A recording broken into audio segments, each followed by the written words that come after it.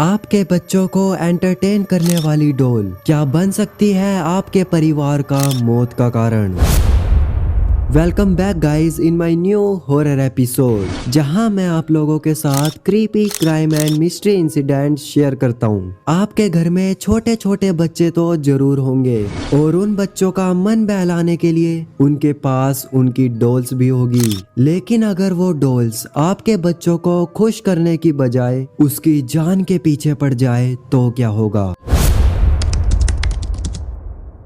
इस वीडियो के अंदर मैं आप लोगों के साथ ऐसे ही एक फैमिली की स्टोरी शेयर करने वाला हूँ जिनकी डॉल बन गई उन्हीं के परिवार की दुश्मन। उस फैमिली की स्टोरी सुनाने से पहले मैं आप लोगों को बताना चाहता हूँ कि क्या कहानी थी उस डॉल की जिसका नाम था चक्की डॉल।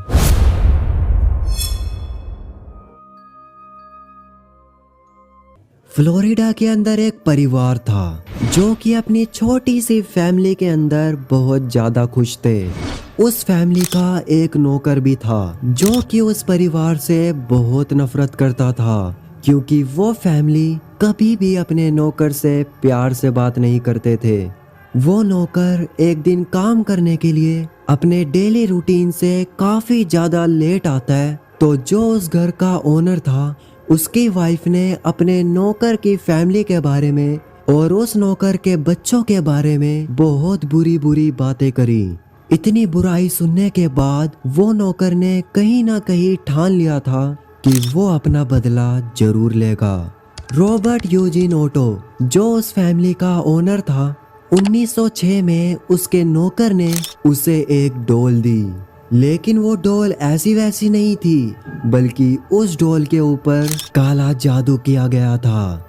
और जैसे ही उसने रॉबर्ट को वो डॉल दी, उसी रात रॉबर्ट का बच्चा बहुत ज्यादा बीमार हो गया। डॉक्टर्स ने भी साफ मना कर दिया कि वो उसे नहीं बचा सकेंगे। लेकिन जब उसकी बीमारी का पता लगाया गया तो वो उससे भी ज्यादा शॉकिंग थी, क्योंकि रॉबर्ट के बच्चे को कोई बीमारी ही नहीं थी।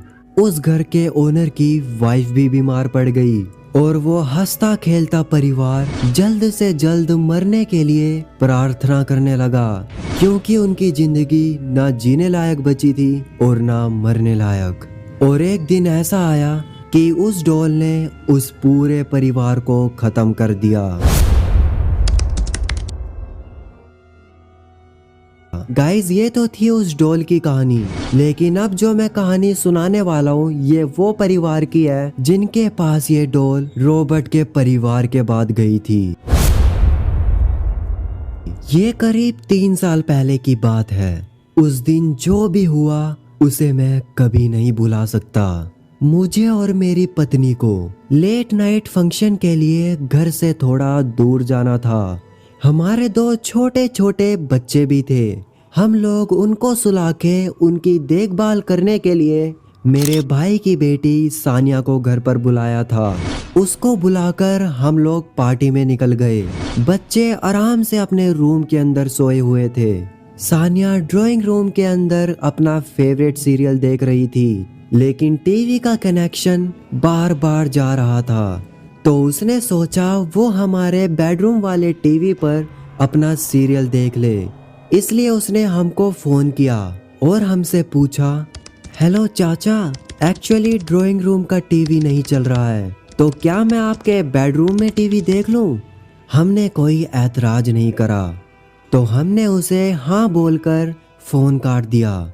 सानिया बेडरूम में जाकर टीवी देखने लगी, लेकिन तभी उसने देखा कि उनके बच्चों के पास एक डॉल पड़ी हुई है और वो डॉल काफी ज्यादा सुंदर दिख रही थी। सानिया ने वो डॉल अपने हाथों में ली और उसने देखा कि वो डॉल अपनी आंखें ब्लिंक कर रही है और उसने डर के मारे वो डॉल बहुत दूर फेंक दी और उस डॉल से अपना दिमाग हटाकर अपना सीरियल देखने लगी।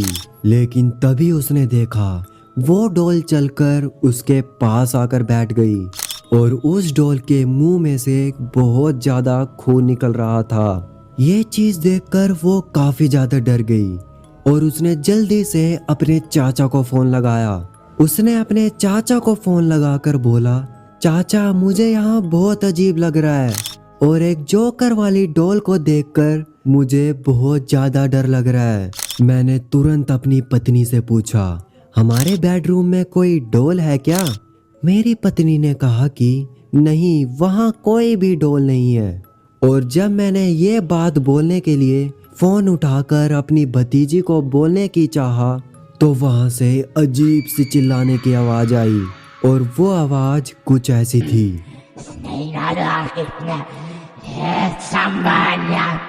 बार बार कॉल करने पर भी कॉल नहीं लगा तो मैं अपनी पत्नी को लेकर जल्दी पार्टी से निकल गया। जो मैंने उस समय सुना था, उस आवाज को सुनकर मेरी हालत बहुत खराब हो रखी थी और पूरे रास्ते वही हंसने की आवाजें मेरे कानों में गूंज रही थी।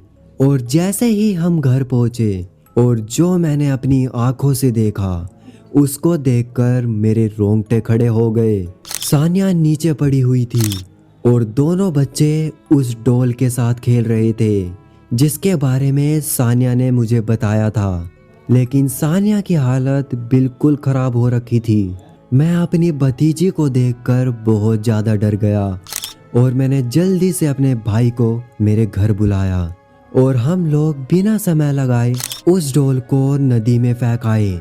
उस रात के बाद आज के दिन तक हमारे बच्चे तो ठीक है, लेकिन सानिया को अभी भी पागलपन के दौरे पड़ते हैं और मेरे कान में भी आज तक वही आवाजें गूंजती रहती है।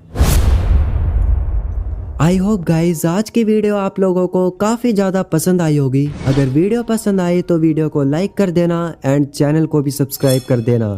तो मिलता हूँ आप लोगों से एक और हॉरर एपिसोड के साथ, तब तक के लिए बाय बाय।